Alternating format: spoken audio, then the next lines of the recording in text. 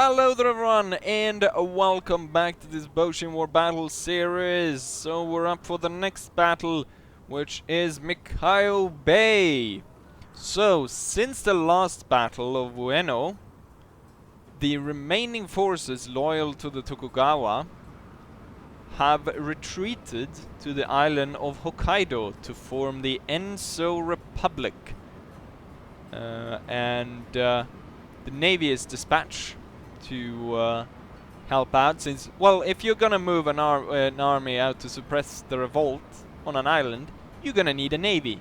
So, here we have it. So, the navy we're looking at right here is symbolizing the Imperial Navy, and over there in the far we have the Tokugawa loyalists. However, of course, it has sort of switched since they don't really have Tokugawa anymore, so they created the Enso Republic. But the main thing is still sort of, you know, they want to keep their privileges and stuff. So, anyways, let's go ahead and talk a bit about this battle. The Enso Republic is facing a lot of problems, and one of the main problems is this. The Emperor has acquired a ironclad called the Kotetsu. And we can see this ironclad ship, which is very, very heavy and very dangerous to the war cause. So it's a prime target for the Enso Republic, and what they're going to do is a quite bold strategy. The Enso Republic is going to go in under American flag, and they're going to try and ram and board and take over the Kotetsu that way. Now, in this game you cannot board ships, or I don't think any ship can board each other, or at least not the Fall of the Samurai ones. So that's not possible.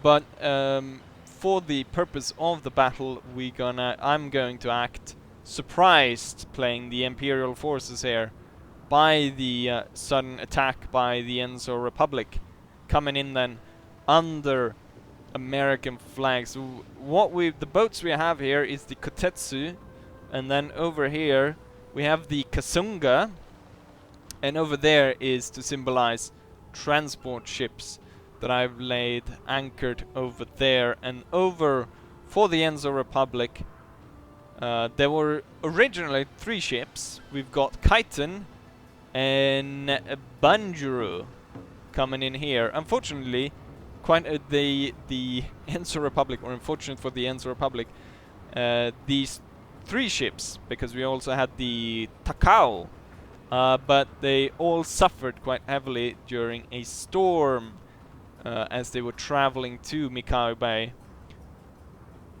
and so they got engine trouble. Takao, to the point where it couldn't even follow these guys into battle, and it turned around. Banjuru also facing a bit of problem with the engine, meaning that the Kaiten had to go in more or less alone in this mission to surprise the Kotetsu, and they're closing in here. So I'm actually doing this. We actually did this video last night, but I find that my sort of the way that I spoke about the battle was a bit all over the place, and it wasn't as structured as maybe I wanted to. So I'm gonna go ahead and I'm redoing it right now. And we can see the Kaiten closing in here. One of the parts was that I dragged on quite a bit about the quite interesting story about the Kotetsu, or the ironclad here, which originally was supposed to sail on their Confederate flag and was destined for the American Civil War. And yeah, we see it closing in here. Maybe I can tell a bit of the story, but the action is coming in here pretty soon as the Kaiten is closing in. So what happened here was that, or during the real battle, was that they did ram it. Unfortunate for the chitin, it's quite a lot taller. Let's see, it's supposed to be a kaboom, and there we're off. The Kotetsu has suffered a bit of damage, and now the Gatling guns are opening up fire, and I'm trying to turn away. Quite a bit of the crew is actually going to be shot off the ship. And I think at one point, when we go down to... oh yeah, there goes quite a few of them flying into the water there. They got thrown out there by a cannonball. So the Kotetsu is in full action, but what happened in the real battle was that the chitin came in and it rammed at the side of the Kotetsu and then started to board it. But unfortunately for the chitin, it was a lot higher, or the deck of the chitin is a lot higher up than on the Kotetsu, which meant that the boarding party had to jump down about 3 meters to get onto the deck of the Kotetsu, which meant that they can only sort of trickle on one by one. And once the first sort of panic, maybe, of the fact that they were being attacked by this ship they thought were traveling under American flag that just came out of nowhere and started and rammed them, they weren't prepared for that. So once that sort of changed around to them actually going into fight mode, they turned around one of the Gatling guns and were able to completely just wipe out the boarding party. Now there's a lot of stuff going on here, so I think we're gonna have to switch to slow-mo. Quite a lot of ships are on fire right now, so I've lost 2 of the transport ships, which are being abandoned because they're on fire. I tried to repair them, but the explosive shots really hit home on these ones. And the third one is actually going to go down as well. The Kasunga, as we can see here, is moving around, and I'm trying to get both boats up through here so we can sort of get everyone together. We've also hit the chitin quite heavily, and it's retreating, and it will not actually return to battle.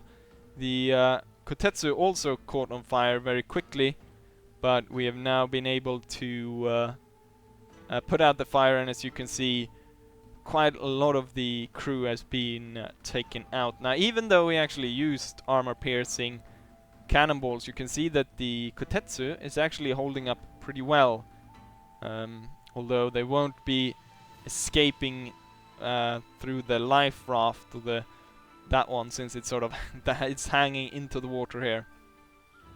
So I don't really want the chitin to come back, so I'm gonna chase it with the Kotetsu while the Banjuru is fighting with one of my transport ships over here, and they're shooting cannons and rifles back and forth at each other. You can see it now. There goes a volley off, and they're killing off quite a bit of crew, and you can see parts of the boat is falling off. Oh, now they seem to... oh, yep, they're jumping off ship. Abandon ship! Abandon ship! And they're jumping into the water. But since this one is in the way now, the Kasunga is able to get up through the strait here, or the Miyako Bay. Actually, it's supposed to be like this, the sea out there. Oh, we saw the mast just fall off here. I think in the end, this one is going to get completely demasted. I think maybe we have this one falling right now. A lot of the ropes. Ah, there we go. Keep missing them as they fall off. Anyways, we're moving to keep the chitin out of the battle. And as we progress here, let's talk a bit about... I'm not going to tell all of it because it's quite a long story. But the sort of the origin story of the Kotetsu. So, it was based as an illegal operation to supply blockade runners for the Confederacy, so they could break the Union blockade, which was starving them from supplies. So they needed something like an ironclad to be able to break through and deliver goods, rifles, and possibly other supplies. And so they had they started building 2 of these boats in France, but because of relationships in between the Union, or the United States if you want to call them that, it's probably easier if I call them the United States, and the French government, they couldn't do it openly supply them, but they were going to circumvent the law with the help of Napoleon III and agents of his and Confederate agents. So they started building on these 2, but they can't just start building 2 big warships without, you know, attracting attention. So what they did was they laid the ruse that they were gonna go to the Egyptian navy. So the Kotetsu was originally called the Sphinx, I believe. There was 2 of them. There's a sister ship as well to this, but that sort of detours and get on a completely different story. Anyways, everything is going fine until just as the ship is about to be completed, one of the managers, I think it was a manager that was part of the team building the boat, actually walks into the American consulate and sort of blows the whistle on the entire operation. And the French government is then persuaded by the Americans not to, or sort of to block the deal. And what they do instead then is they go ahead and sell the boat to other warring factions, because they cannot, you know, if you're gonna build a boat like this, you want to sell it, you can't just keep on to it.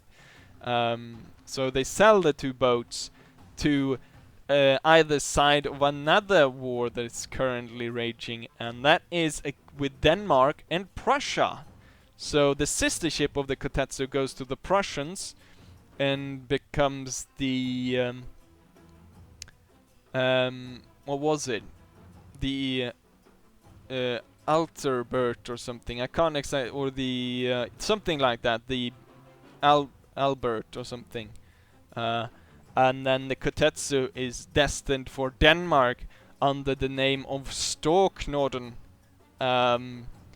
But it takes a detour there, and it actually gets manned by a Confederate crew in Copenhagen that then has to travel to France to pick up more crew.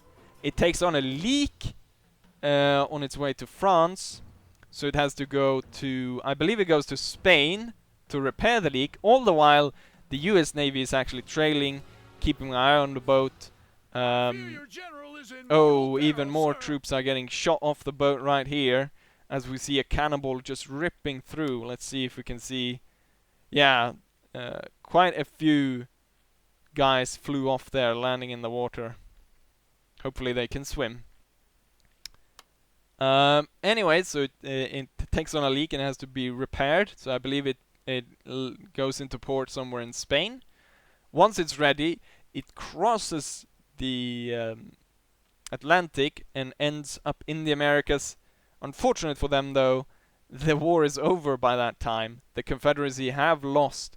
And so what the Confederate captain does is he actually sells it off to the Spaniards on Cuba. However, they do not keep it for very long, and they in turn sell it over to the Americans, who in turn don't hold on to it very long either, and in their turn actually sells it to the Tokugawa shogunate. But unfortunate for the Tokugawa shogunate, the boat does not arrive in time. It seems to always arrive a little bit too late. So once it actually arrives, the Tokugawas have surrendered, and the boat falls in the hands of the Meiji Restoration forces, which take control of it. Which is very unfortunate for the Enzo Republic. I'm pretty sure they would have loved to have this boat, and it probably would have changed Japanese history a bit if if this boat had been manned by the Enzo Republic. They would probably have been able to hold out a lot better than they did. So it's a very interesting story, and I think you should probably look into it even more than just my sort of little story here. But just to recap sort of the nations that controlled it. It started off being built in France, then going over to the Danish, then going over to the Spanish, then going over to the Americans, and then finally ending up in Japan.